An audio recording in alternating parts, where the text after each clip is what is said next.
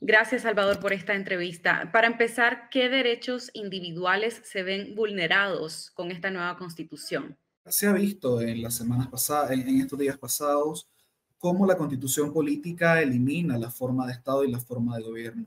Pero para que una constitución sea válida, tenga legitimidad, no solo debe de estructurar al Estado como tal, sino también debe de garantizar los derechos de la población. Una constitución es una cesión del pueblo, del poder originario, a un poder estatal para que este poder estatal cuide de la ciudadanía.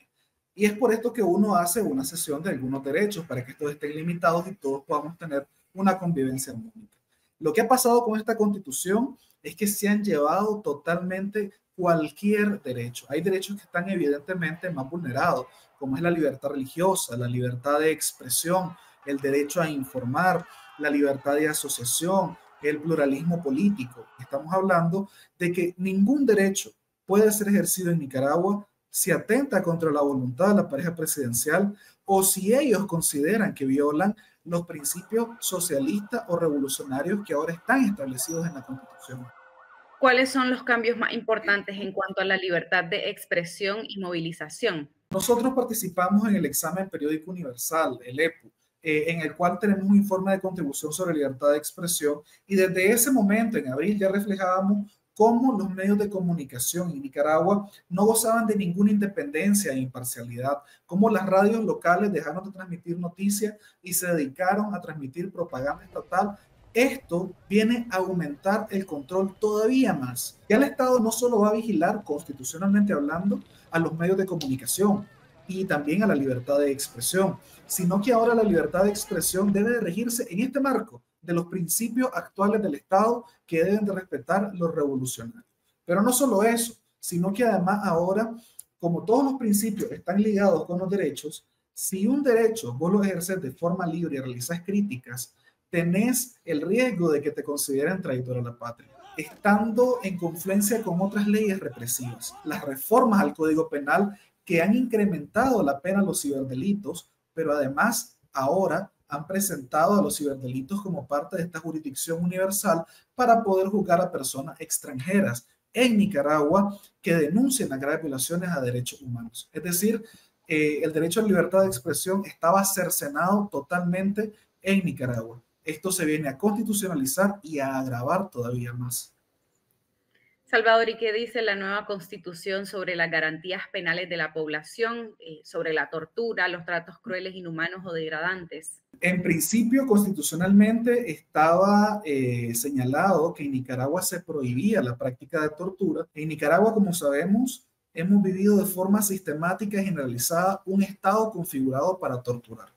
Un estado en el cual la tortura es una práctica diaria a todas las personas presas políticas. La prohibición contra la tortura es una norma ius cogens, es decir, que aunque la quites de tu constitución, no le estás permitiendo. A nivel internacional seguís causando responsabilidad internacional. A nivel de Estado, pero también a nivel individual. Porque es que aquí hay dos niveles distintos.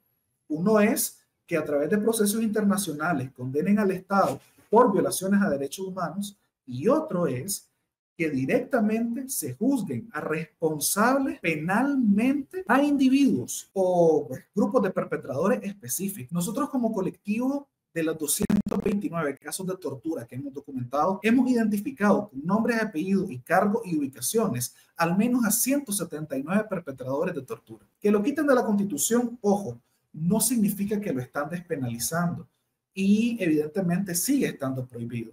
Pero ¿qué pasa? ¿Cuál es el mensaje político que vos das al quitar la prohibición de la tortura?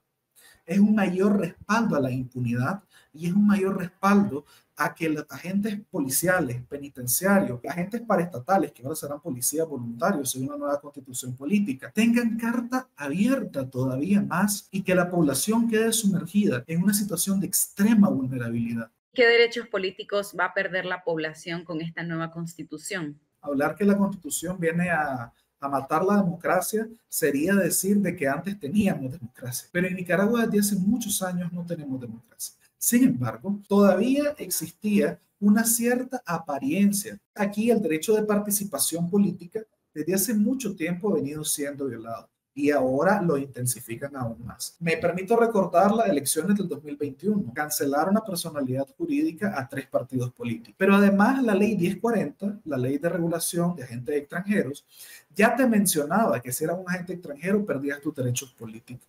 La desnacionalización tiene como conexión la pérdida de tus derechos políticos. Ahora lo han constitucionalizado, pero constitucionalizar no significa hacerlo todavía más aplicable a la población, hacer aplicable de forma masiva, y más cuando en el artículo 1 reconoce que la traición a la patria te lleva incluso a la pérdida de la nacionalidad.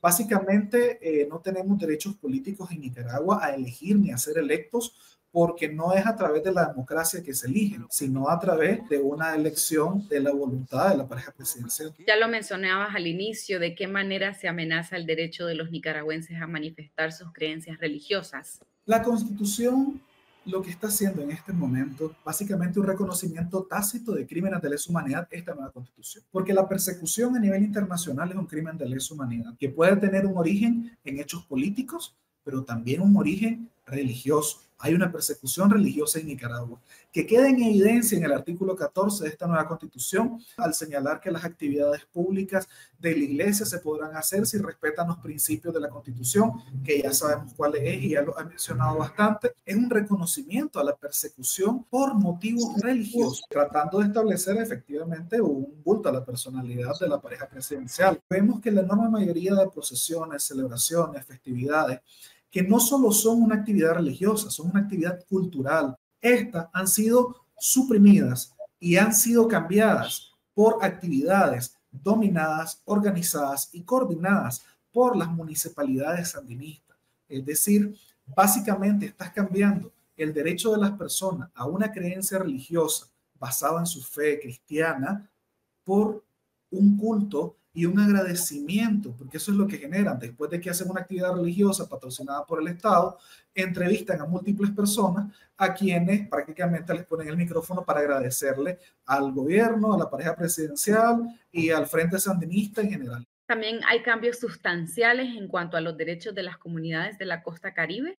Con las reformas al artículo 180, 184 de la Constitución Política sobre pueblos indígenas, se establece un suprapoder que es la presidencia de la República, que tiene ahora 2 copresidentes. Básicamente lo que van a hacer es regular y vigilar, constitucionalmente hablando, a todos los órganos establecidos de las comunidades autónomas, las cuales debían de responder única y estrictamente a la cosmovisión indígena, para que se adopten a las orientaciones que directamente de forma constitucional le esté mandando la presidencia, y es evidentemente una eliminación total de la voluntad de los pueblos indígenas, de la autodeterminación de los pueblos indígenas. El hecho de que estas arbitrariedades, ya lo has mencionado, que ya venían pasando en el país, ahora sean permitidas por las omisiones y estos cambios en la Constitución, ¿de qué manera aumenta el riesgo para la ciudadanía en general? O sea, hay esta percepción de repente de que estas leyes están hechas para cierto perfil de un opositor, digamos, de una persona que esté involucrada en cuestiones políticas y que los demás están fuera de riesgo. Pero con esta nueva constitución, ¿cómo cambia la cotidianidad de Nicaragua? El mensaje es: nadie está a salvo. Ese es el mensaje de esta nueva constitución. Y este mensaje de nadie está a salvo viene respondiendo a una masificación de violaciones a derechos humanos. Aquí ya no es solo las personas que participaron en protesta. Aquí ya no solo son las personas que antes pertenecían a oposición. No, no, no. Aquí esta nueva constitución nos mete en el bolsón a todos los nicaragüenses, dentro o fuera del país, porque la represión transnacional también queda legitimada en esta nueva constitución. En cualquier momento, ya sea con un comentario, ya sea con una plática, con una reunión malinterpretada, de cualquier manera, porque lo que estás haciendo es generalizar la represión y extenderla a todo el territorio nacional, independientemente de cómo te identifiquen o cómo te identifiques. Esta constitución te viene a decir: vos no tenés derechos a menos que estos derechos estén supeditados a lo que yo, como dictadura, quiera, desee y me convenga. Significa que la población está todavía más desprotegida ante cualquier violación.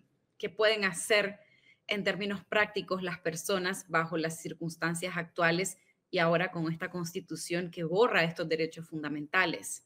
Es importantísimo como primer paso estar consciente del nivel de afectación que ellos están causando. Esta nueva constitución te quita la dignidad de raíz a todos los nicaragüenses. ¿Por qué?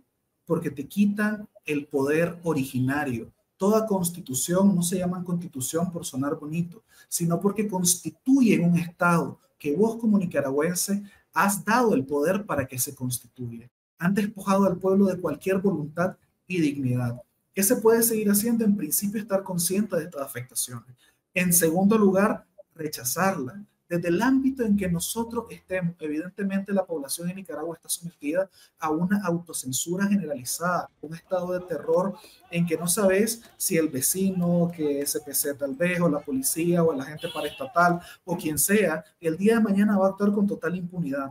Sin embargo, ir resistiendo desde el interior de cada nicaragüense, ir resistiendo estos cambios que no responden a la voluntad del pueblo de Nicaragua.